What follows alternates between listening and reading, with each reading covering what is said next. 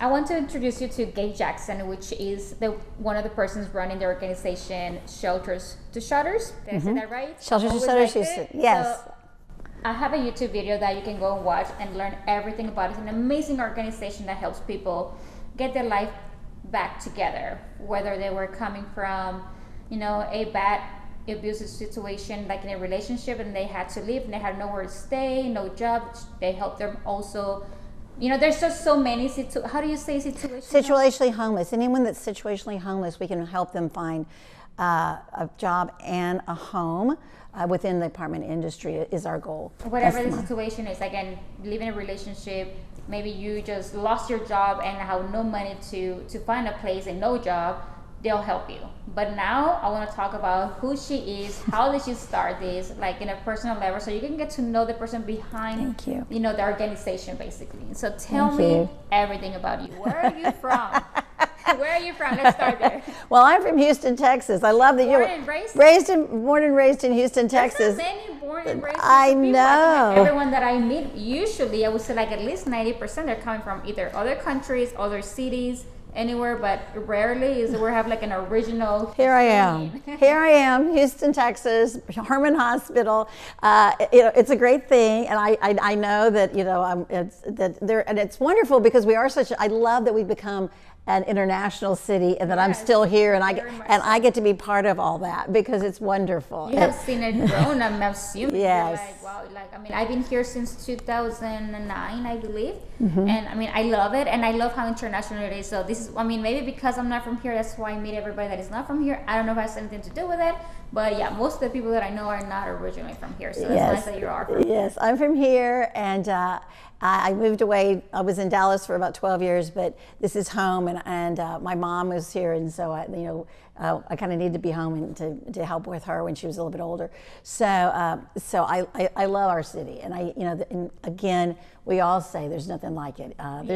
You've been all over, I've been all over, but I think there's just so much. It's still home. Definitely. And so I'm here. I'm an Aggie. I went to Texas A&M, which is still not very far away.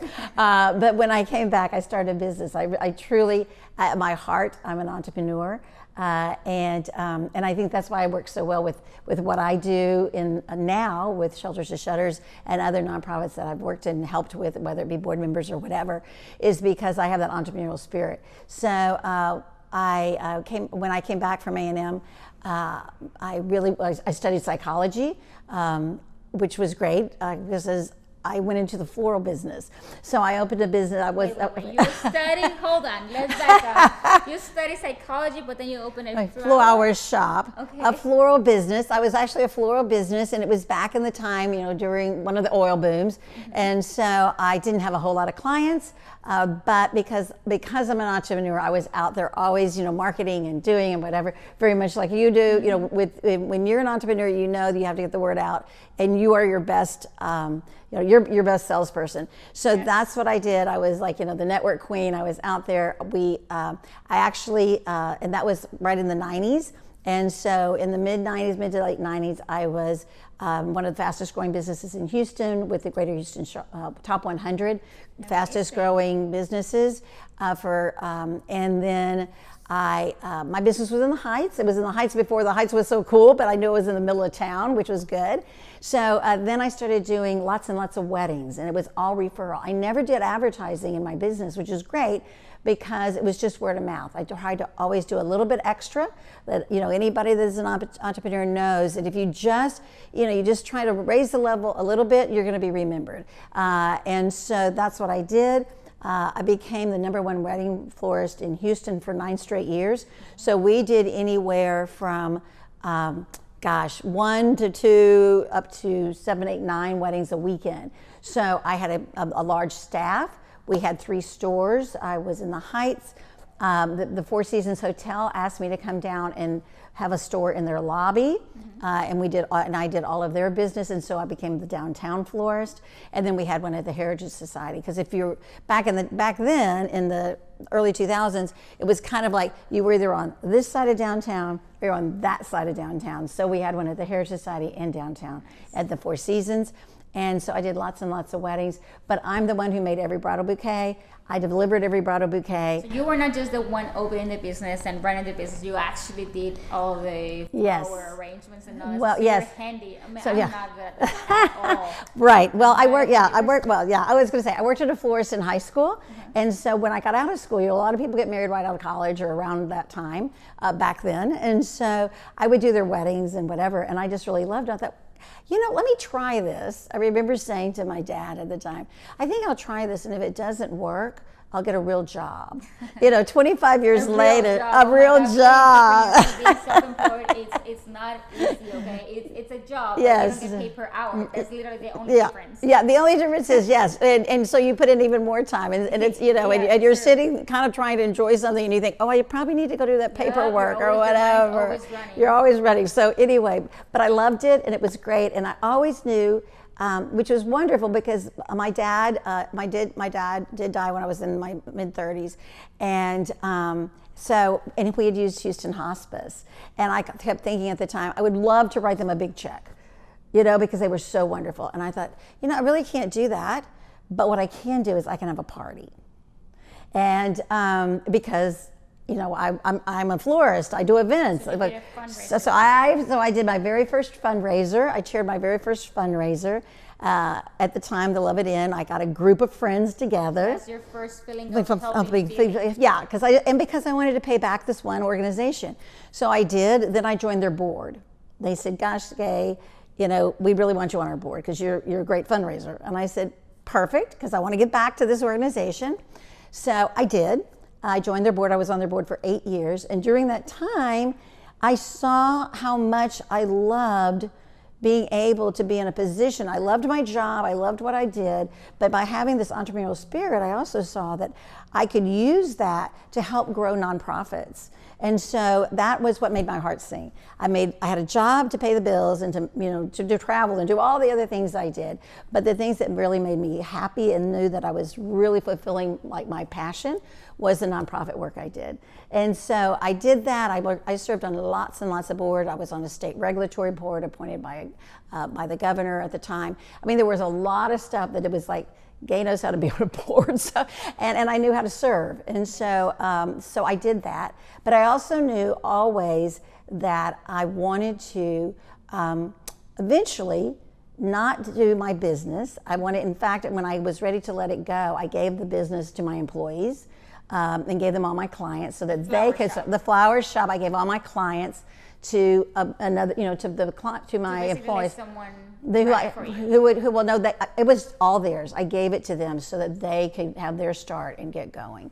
And then I was able to go into the nonprofit work. So I always thought that was going to be my goal at a certain point in my life, and I got to do it. I think that's so important. Why you make your goals. Exactly. We always want to find a way, right? It's like you always, like I mentioned in our previous video where we talked about your charity. And I was like, everybody wants to help, but sometimes we don't know how to help, right? And you got that opportunity because you always had it in your heart. Just like, I love helping people. It's not like charities. I help, like, when somebody's in a situation, I love to talk to them just to get them out in a way, if I can. If I've been through something similar, because if I don't know anything, but then I'd rather not because I have no idea what to say, right? But if I've been through something similar, I explain to them how I got out of it. And in a way, like, makes me feel good. I either build their confidence or help them get out of the situation or whatever it is. So the fact that you had the flower shop, or you always had it in your hearts to help people, and then you got to that situation, sadly, where your dad was in hospice, and then you were helping them, and that's how you started. You know what?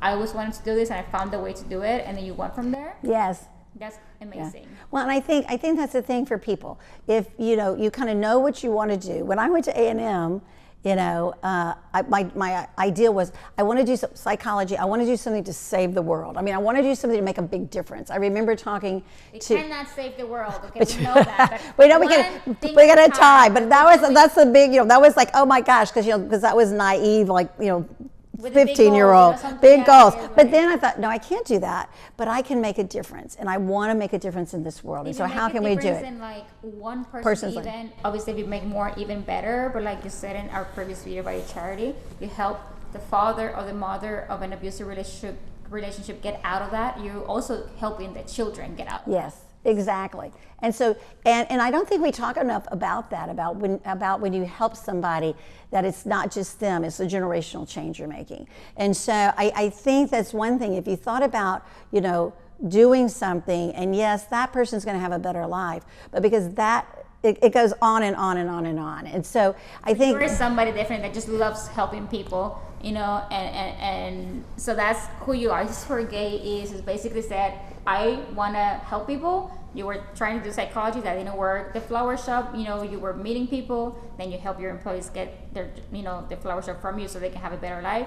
And then the situation happened for your father, and then now you're in this, right? So now I'm engaged, and yes, and it was like not just, like I said, I did Houston Hospice, but then I thought, I didn't have children at the time, and so I thought, Let's talk about that. So yes, I want to, yes. We love your charity, but we already did 30 minutes, guys, on another video, okay? You need to go back to that one, so I'm trying to move her from that conversation. But I was going to, but that's what I'm saying, that then I did that, and then I did a children's charity, because I thought, I didn't have kids, and so I thought, well, let me just help, let me help children's charities. Let me raise money for children's charities. And I was married. My husband died when I was 31, and I didn't just mourn him. I mourned the children we were going to have, and so I knew. The future you imagine with that person is. Yes, and so it was. I can only imagine. Yes, and so, but again, I poured myself into my job, which is why it became so successful, and then, but I always knew that I wanted to be a mother. I always knew it, and I knew I would probably be an older mother because I knew it was going to kind of take time to get over. How old were you when your ex-husband passed away? I was 31. 31. So then I knew it was going to take a while because I just know me. And so when it was time to really start thinking about, okay, maybe I need to start my life again. Maybe I need to date or find a special person, whatever. Or I did think, it's at a point I thought maybe I'll just adopt, or whatever. Mm-hmm. So. But all those things didn't come to fruition until I was older. And so at 48, I got married, my now ex-husband, but my husband and I decided that we would have a child. Okay, so at 31, you lost your first husband, sadly, and then focused on work. You didn't focus on other stuff that was destroying, because a lot of people do. So you focused on work, built a successful business, and then finally found love again at 48. Yeah, at 48. And that's when you're like, okay, this is my chance, and now or never. It. That's it. Well, yes, it's now or never. but yes, but you know what? I always want to say, I kind of want to be the poster child for hope, because so many people think, oh, I missed out. I missed out on that. Or, gee, it's way too late. Or, that happened to me, so the dream I wanted, I'm not going to get to have. Just like you mentioned, a lot of people is like, I'm 48. I mean, I lost the love of my life at 31. That's my goal. My dream is dead.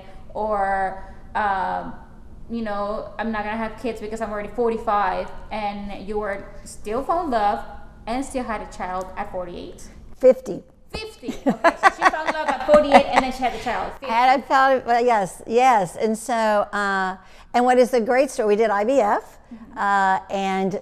It was 15 years ago. I have a 15-year-old, so that kind of tells you my age. I can't be a secret. But anyway, but what is wonderful is that back then, I was actually living in Dallas, and our next door neighbor had used IVF, and they told us about it, and I went to the hospital there to see the infertility guy, and he was like, well, you're not going to be able to do this in Texas because the cutoff at the time was like 47. And I was like, oh my word. So he said, but you can go to New York or California. So I love New York. And so it was a great opportunity for every time we had to go and do something, because we went to New York 2 or 3 times, and we did IVF. It worked on the very first time, because when you have a goal and it's meant to be, then you get it. Yeah. Like I said, when you just don't give it. So I got pregnant through IVF, which because I was older, but I had the easiest pregnancy of anybody that I have ever heard of. I was, I was so happy, and I wanted to be a mother so badly that, I did everything that I was supposed to. Even when it was, I walked at least an hour a day. I only gained 21 pounds, and I had a 6-hour labor.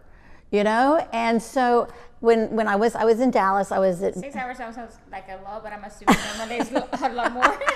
Usually it's longer. Usually it's longer, just so you know. I went in that morning and they said, you're probably going to be here long into the afternoon or the night. You're not going to have this baby for a while. So they said, we're not going to do, you know, the epidural thing, all these things that they do to kind of help. And I said, So well, you didn't have any medication no, for the pain? no, because in fact, You're brave. well, because I was going to, but it was Tiffany said, I'll come back at lunchtime because you're going to be here a long time. He came back at his lunchtime, and I'm holding my son in my arms because it was just so exciting. So I had this perfect baby boy. I always wanted to be the mother of a son. And so I have a son. His last name is Jackson. His name is Jackson. My last name is Jackson because he's in honor of my dad. And so it's wonderful. It's you know, dream big. Dream big. Don't give up. Your goals, even if they don't go as planned the first time. So like I said, some people would have, and so I like I said, it's never too late. It is never too late for whatever. For anything, it's never too late for anything. It's amazing because I mean, you had definitely, it did not go perfect, everything, and you always had something in mind. Like you say, psychologist, from psychologist, being a florist, from florist, finding your true passion of helping people in sadly, you know, because your dad was in the hospice and you're like, I want to help, you're charity, and now you do work a lot for charities, which is what you truly, you find your what your heart, you know, make your heart happy. You know what I'm saying? Yes, exactly. And don't you think also, one of the things that, because I have this little boy, I always knew that I wanted to be in the nonprofit field. So after I had him, you know, I kind of figured out a way for me to be around all the time for him when he was really, really little, because I knew I wanted to just build into him because I, you know, had wanted him so long. And like you mentioned before, you already had success at that point. So money is not the reason you were doing what you were doing. It's because it made you happy. Yes. And now I mean, as an older woman, we already kind of, hopefully, right? You have already built your life, you have everything going on, and you can certainly spend more time with your child. Yes, so you want to spend, yes. And so that is the benefit of being an older mom, is that you get more time. I think sometimes, you know, it was funny, like, I was so patient when he was younger. Now that he's 15, and 15-year-olds are not always. I hear it's 13 and up or something, I don't know, just like, okay. Those teenage years are tough. Those teenage years are tough. But, you know, my son is bright, he's smart, and he's a caring person, which is one of the reasons I wanted to do the jobs and be where I am in my life now, because I wanted him to grow up seeing to give back. So, and it's funny because he goes to Straight Jesuit High School here in Houston now, and he's a freshman. And one of the reasons that he picked that high school is because their motto is men for others. And, you know, I think if you can raise a child to think that, you know, our lives should be for others, and then, you know, the more you give, the more you get. You know, I was telling him the other day, we were at a Marriott and we have lots of points, and so we were using points, and when we checked in, they said, oh, well, you know, you get more points because you stayed, because you used your points. And I said to my son, you know, see, if you really give and you really do, you just keep getting more. I said, you know, we have a lot of points. And I said, when I had none, I never got anything. But I said, now that I've got a whole lot, they just keep giving me more. But you know so the more you put out, the more you get back. It's also important, you know, because it's important to have the mindset also of give, not to expect something back. Give because you want to, and it will feel so much better. Because when you give to expect a certain outcome out of it, whatever it is, whether it's money or another favor, whatever it is, and you don't get that exact outcome out of it, then you're gonna be mad, you're gonna be hurt, whatever it is. Give because it makes you happy. Yes, and know that we hope that because you gave, they're going to be a giver. You know, like I said, I see that with my son. You know, I think because he sees me, because I want to give, then it's very interesting that now he's at a school that is about giving. You know, and then because I want him to see that, and so he saw it, and now he wants to give. And again, it's that generational thing. It's that, you know, walk beside me, and, you know, people learn from your actions. You know, whether it be your children or your employees or your, you know, anybody, you know, they learn from how you treat people, they learn from whatever. And I think that I try to keep that in mind, you know, and I try to keep that in mind and talk to the people that are working with me, whether it be my staff or, you know, the people that I get to help, that no matter what we do, let's just make sure that they see in us what we want, you know, we want to project. And I think that works out really nice. Well, I'm very happy that I think it was your assistant or your intern reached out to me. And I mean, I don't remember exactly. It was actually, I think, like a few months ago already. But Yes. it was, you were busy, I was busy. It just never happened. But then when I heard what it was, and just like you yourself years ago, I always wanted to find a way to help. I just Yes. needed to find a way to help that I was realistic, that I was actually going to be able to do it, you know? Yes. Because I did not just want to be giving random money to something that I didn't have a passion for.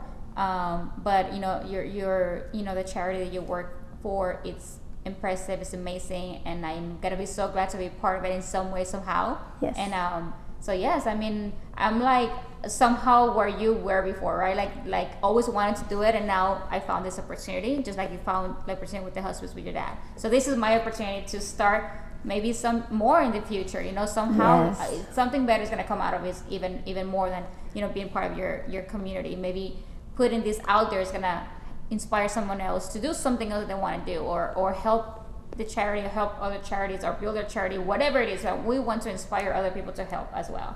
Thank you. So Yes. looking forward to all of this. I'm really excited, and you know, I have no kids, and I do want to have kids obviously one day. That's why I was like, to me, so impressive that you focused on your career, and you know, you lost your first husband, but you still didn't give up on that dream. And I'm like getting older, right? And it's in my mind. It's like, oh, I'm getting older. Should I rush into it now? Should I wait? But you know, just like say, if it's meant to be, it's meant to be, and it's never too late. So It's never too late. hopefully, if you're listening to that, you're having that, you know, same mentality. Just know that it's never too late. Don't Yes. give up. Don't give up. Yeah. Move forward.